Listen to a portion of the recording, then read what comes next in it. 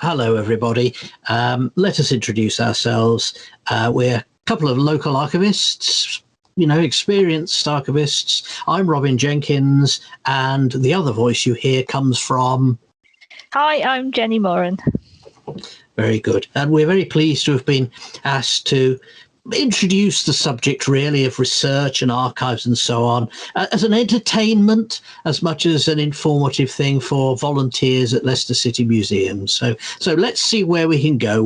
We'll take you on we'll tell you a story, but while along the way we'll show you some interesting things and some interesting tips and techniques of research, and we'll just see where it takes us. So over to Jenny. Hi, well, we're going to talk about an ordinary family first of all. So your first steps when you're tracing your own family history would be probably a picture like this, or these people might be your grandparents or great-grandparents. This is the Burrows family of Leicester. So Alfred Burrows is sitting down. There's his wife Annie standing up, looking very serious, and there's their son Frank. So many of us, I think, have similar pictures in albums or boxes, but we don't know really how to find out more, do we? Sometimes not even very much is written on the back of them. So there's our first top tip, is if you have pictures, please write down what they are. So here's Alf on his wedding day in 1904, looking very dapper, isn't he, Robin? Oh, yes. Very handsome fellow, I think. Yes, is it the moustache? I'm afraid it is, yes. He's got an old soldier's moustache, hasn't he, really? So who was he and how can we find out more? Well, we'll begin with some records that you're probably already familiar with and certainly should have one of. The records of births, marriages and deaths. So that's Queen Victoria there, looking very regal. And these began to be recorded in July 1837. So you'll find each year is divided into 4 quarters: March, June, September and December, or 1, 2, 3, 4. And it was a legal requirement from 1837 to attend your local registry office and to register certainly births of babies. Marriages would, of course, be registered by the officiating minister. And deaths, nobody, as far as I know, has ever registered their own death. So it is rare, yes. Yes, we understand that that's difficult. So the person in attendance at the time might be a relative, might be the hospital, would go and register the death. And these are available online. So first, let's look at Alf's and Annie's marriage certificate. I see Congregational Church has become separated, but it's down as the Nonconformist Church in Leicester. So you can see that gives you a huge amount of information there about the couple. So you've got their names, you've got their ages, occupations, the address, the addresses they're both at. And also, very crucially, you've got fathers' names. Now, you can see that she's Annie Mary Gamble. And if you look at the witnesses there, you can see that that you've got George Gamble and Sarah Ann Gamble. So those are going to be relatives. So that might give you another branch to pursue. It's nice. It takes you a generation back, doesn't it? Yes. So that's it. Sort of larger for you to see. And then this is a gorgeous map, the first edition Ordinance Survey Map of the 1880s, and you can see on the right of it, as you look at the screen, you've got Kings Newton Street. So you might go and have a look at the area.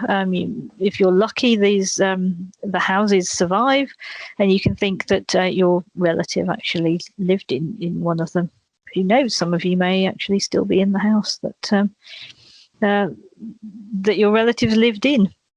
And are these maps easy to get hold of? They are easy to get hold of. They're available, well, at your local libraries and at the record office. So here we are. It's starting out with your family tree, so you can draw it out like this and then fill in the blanks as you go on. So if we move on to Alf's birth certificate, we've got, where is he? There he is, 19th of November 1876. So he actually married on his birthday, didn't he? Ah, that's nice. Yeah. Yes, yes. So the crucial thing here when you've got a birth certificate is that it will give you the mother's maiden name. So that will help you to trace the family a little further back. So she's Emma Burrows, formerly Emma Dillow. And the rank or profession of father is a painter. They seem keen to know father's occupations and status, I suppose. And you'll see she's made her mark there, so which might indicate that she can't write. So hold that thought, won't you? Because, as I said, you can trace, you can get another generation back. And here is Alf's parents' marriage of Frederick Burrows with Emma Dillow in 1864 in November. They obviously liked November weddings, didn't they? So they're in the same area. They've given the same residence, which isn't a full address, and you've got again fathers' names, which is really important. William Burrows is an FWK. Do you want to explain what that was, Robin? FWK, yes, we often see FWKs in Leicester. It simply stands for framework knitter, which, you know, is hosiery trade. It's the basic worker in the hosiery trade, FWK. I imagine people filling in certificates wrote out framework knitter so often that it became standard practice just to put FWK. You see it on the census all the time too. Yes, yeah. So, and intriguingly, Emma seems to have written her name there. So she signed herself on the certificate, but by the time she's registering Alf's birth, she's forgotten how to write. Oh, she's quite fluent as well. It's not a, it's not a, it's not a signature of someone who's, barely literate, is it? No, it's not. So I like to think, I like the little story possibly that perhaps the baby was crying and she thought, oh, I'll just pretend I can't. I'll just put an X. That's my theory. Yes.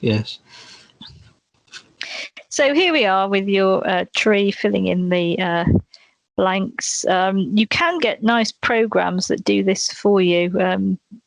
I can't recommend any. I haven't used any. Have you used any, Robin? I haven't, I'm afraid. No. No, we're old school. We just write it on paper. We do, yes. Yeah. But you can, and I think that will probably help because it's obviously easy to amend. Yes. What I can tell you is don't ever try and draw it out in a PowerPoint presentation. Yes. You could buy huge scrolls to write it on, can't you? Yeah, or the back of wallpaper or something. Yes, yeah. But yes, this was getting the lines and getting everything all organised. Yeah. Yes, so that's another top tip: is don't try and do that. No.